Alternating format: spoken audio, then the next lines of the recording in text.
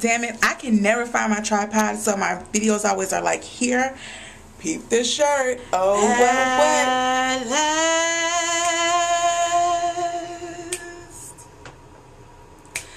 Warlow has come along. Sing, y'all. Our wandering days are over, and the fairy grandfather is gone.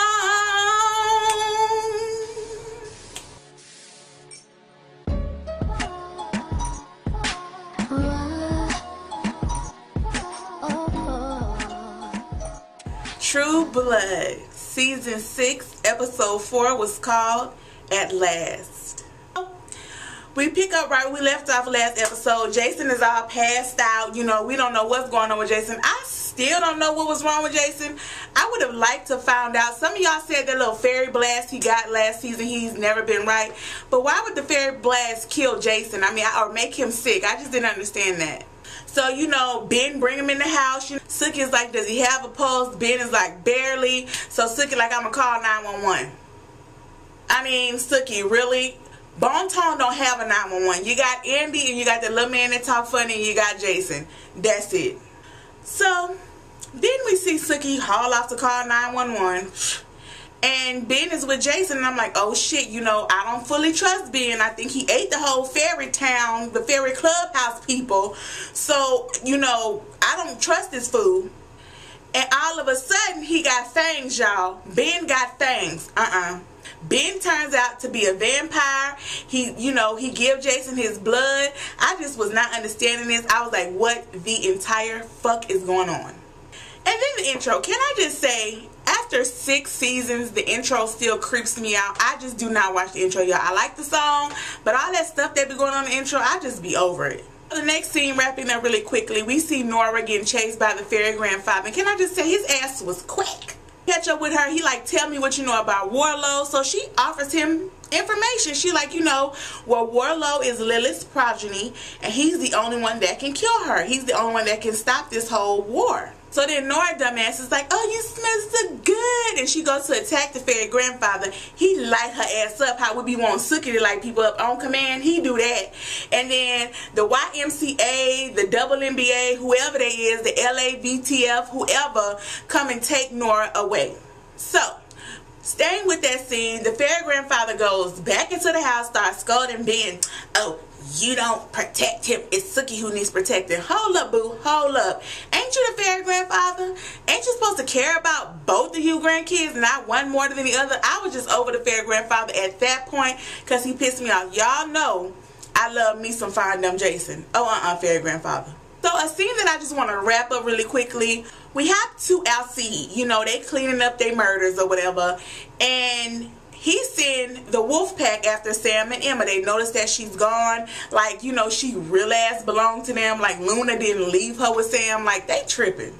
So, you know, Nicole, you know, she has this whole meltdown. Just leave without me. Yeah, leave without me. Oh my God. And, you know, I'm just over Nicole. Y'all, I really do not like her character. She is annoying to me. You know, she just, I'm not understanding what she's going to be at this point. You know, she decides to go with Sam and Emma and Lafayette. You know, he leave, he take off or whatever.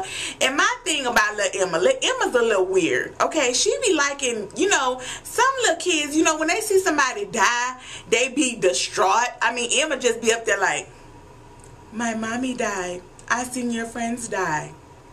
Hold on, little girl. You just a little bit too okay with death. Sam turns himself into a horse, carries Emma and Nicole to a room, and right when I seen that scene, he was like, oh, I need this to get me through. I was like, y'all know Sam like him some black girls, right? Him and Nicole gonna hook up, and sure enough, him and Nicole start kissing. It's about to go down. So what do y'all think about that? Do y'all think Emma and Nicole and Sam gonna be like one little happy family? I mean, I guess that would be cute, you know what I'm saying? What y'all think? Top to, again, one of my most favorite characters in True Blood, although all she does is scream. Miss Ginger is on the phone with the governor. He like put Eric Northman back on the phone and she's still sitting there. He'll be right back. He'll be right back. Smoke start coming through. Ginger still is just oblivious to what the hell is going on around her. They bust up in her house and finally, yes, for the season, we hear Ginger scream and she just keeps screaming over and over. And I love when the governor was like, hush, damn it. That was so funny to me. So they take poor Ginger to the camp, you know what I'm saying? He's still looking for his daughter. And I'm just like, damn, Ginger's a human. Why y'all had to take her ass to the camp? Really? Hop to the scene of dumbass Tara. You know, I thought Tara was doing good. I thought Tara redeemed herself being a vampire. I was going to be liking Tara, but she pissing me off, y'all. Tara take the girl. You know, they track her down in some tunnel. Eric, like, summon her again. And she's like, I can smell you. So Tara come out, and they, like, tell us where the girl is. And Tara's like, no. Like, all that was just too much for me. Tara, do you not realize, again, this is a war between humans and vampires, and that is y'all's only leverage? I'm about to check the fuck out of Eric Northman. Eric fucking Northman. Okay, cool. So when he decided to have a little conversation on the carousel with the little virgin in white, y'all know Eric likes some little virgins in white. So he having a conversation. I guess he decides to turn her. I'm like, yes, yes, that's a good idea. That's a good idea. But then again, that was y'all's leverage, Eric. That's what y'all needed. Eric's whole point was, we have his daughter. He can't do nothing, you know, without his daughter. To me, that bitch would have been held ransom in an underground storage basement with a doggy puddle of water and some crackers, bitch. She would have been on the lockdown. I would have been making all my demands. Turn off the curfew, open the businesses. You know, he had the governor right where he needed him to be, and he decided to turn her. I guess his idea was he was going to see his daughter and be like, they're not monsters, let them go. Eric turns Lil Willow. Lil Willow is now a vampire. You know, she's a young vampire. She's probably like 3 hours old. I don't think day and night happened here. I don't know, maybe it did. So she get up out the damn grave. You know, Eric feeds her, whatever, and he's like, you need to go back to your father. And she's like, you used me up. And then he tells her, he's like, look, I've only made one vampire, and I'm thousands of years old. You are my second vampire. Go home to your dad. Let him see that we are not monsters. Now, what he should have done, being that she's a new vampire, and y'all remember when Jessica got turned, how she went home and was about to kill her own damn family because they can't control their hunger? He should have kept her a couple days, trained her not to attack her daddy, because obviously Lil Willow then went back. We're not monsters. We're not monsters. You must stop this. Little Sarah in there. Sarah done pissed me. Y'all know I don't like Sarah. I don't know why the fuck she there. She must be pregnant now. Gotta be. She had an announcement to tell the governor. So Lil Willow is telling, you know, the daddy to stop, but then she gonna go attack him. Sarah shoot her. She about to be all at the camp meeting the son. Next storyline, I'm gonna go ahead and wrap it on up. Andy Bellfleur and his no-named ass children. Lord. They sit in the living room with Terry, you know, and they're like, you're sad, you miss your friend. They tell him that they know he killed Patrick, you know, that freaks Terry out. I definitely wonder how that's going to play out, being that Patrick's wife came into the picture. Like, will she end up meeting one of these fairy girls? You know they ass going to get a job in Merlotte's. That's all it's going to take. So then Andy come out, he's sitting there at the bed. He like, look, y'all ain't been asleep since y'all was 3. It's time for y'all to go to bed.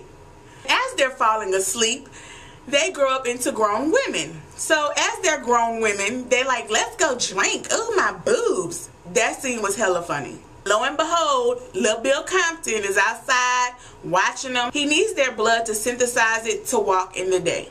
So, long story short, Jessica persuades them to go back to Bill's house to have a party. Now, Bill places this little watch, whatever it is, a blood watch, on the little girl. You know, he take little capsules of her blood, go deliver it to the professor, and like, look, this is what you got to do. You got to make me walk in the sun. Okay, and the professor's like, well, what if I can't do it? Bill's like, failure is not an option. I was like, damn. What tripped me out was, I was feeling like the girls were safe. You know, Bill was controlling himself. You know, Jessica, I don't know what the fuck she was doing, but okay, she's pissing me off. You know, the girls are like getting antsy. They like, look, our dad's a sheriff. We need to go home. We're ready to go. Which to me, they didn't play that very smart. Like, why you gonna keep them captive? Like, you know, make friends with them. You know what I'm saying? Like, invite them over a couple of days. Get some samples of blood each time. I mean, they didn't go about that smart at all. I mean, Jessica has been around these girls like all day and night, obviously. I mean, bitch, they been smelling like honey. Like, what made her attack them right then and there? Then not only did she attack them, I think she fucking killed them. And I'm like, really? I'm just hoping to goodness Bill can get him some V, glamour him a little bit, get some more blood, and call it quits. Because we all know Andy figured out, you know, when Jason going on with his police brutality and shit, Andy figured out vampires can smell the fairies, so he going to Bill house. So where he gonna go find his girls dead? This shit about to get crazy. Very interesting. We also learned that the blood and the sunlight in the blood is what I'm going to call it. The professor called it crystals. But the sunlight in the blood only lasts for about 20 seconds. They would need like a full-blooded fairy to really do their research. Or they would need one of them little half-phase, and they would need all of their blood, not them little capsules. Which again isn't good for anybody. I don't want Andy's kids to die. And like just seeing the way he was reacting and how upset he was, I mean, that was awesome. I really don't want nothing to happen to them girls. So the storyline of the night, yes. So Sookie's cleaning up the place. You know, Jason is having dreams about Ben. Y'all, that was so funny. I love that they were playing Miguel Adorn in the background. Sookie's cleaning up her place. She finds blood on the ground, and I think she realizes, you know, hey, this is a vampire. That's how Jason, you know, is up there doing, you know, 1,000 pull-ups, and it's just energized, and just all of a sudden it's all better. And she goes and invites Ben over for dinner. Now dumbfound Jason is even more confused. He don't know if he gay or straight. So Jason, you know, he goes to talk to the fairy grandfather, like, look, you straight? You know what I'm saying? Have you ever had gay dreams? Like, it's tripping him out. Fairy grandfather reads Jason's mind. He sees Ben in the dream, and he's like, well, that's Ben, ain't it? And Jason like, look, I don't know what the hell is happening. The only time this has happened is when I drunk some vampire blood, and that's what makes you dream about him in a sexual way. Ta-da! They figure out Ben is Warlow. Go to Ben, aka Warlow's hotel. Just go totally unprepared. They don't go with no garlic, no steaks, no silver. I mean, they go in there with a gun and a fairy ball. So they bust up in there. Of course, you know, Warlow gets away. He glamours Jason into thinking everything's okay. Stay away from the house tonight. You know, and what was interesting was he was feeding on the grandfather, but he was spitting out the blood, which I found very interesting. Can I just say, y'all, I am totally in love with the fact that Warlow is a fairy slash vampire. Do y'all know how awesome that is? I mean, we don't know what he wants with Sookie right now. You never know. He might want to make Sookie his boo and have little fairy vampire babies. I mean, I don't know. I don't know the nature of the contract he got on Sookie's head, but damn it, that is so cool. So we're going to hop on forward to Sookie getting ready. Y'all know Sookie loose now, girl. She just all out there.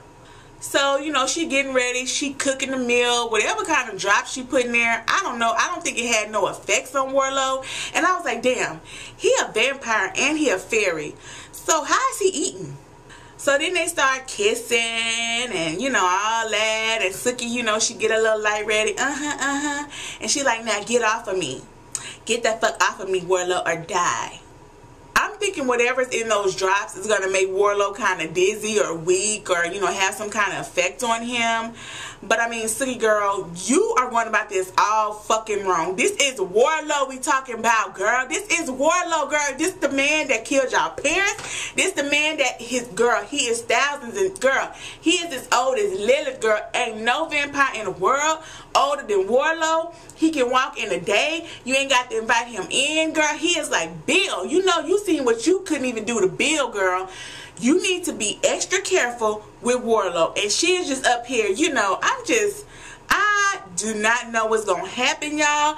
But I was loving this episode. And I was loving that they was playing At Last because it was perfect. It was just perfect that at last we knew that was Warlow and it was just coming all together. And my ass was on time. Give me some credit. My ass was on time. It's Wednesday. I got the video out. Thank y'all so much for watching. If this is your first time watching, make sure you subscribe, hit the like button, share, and I'm out.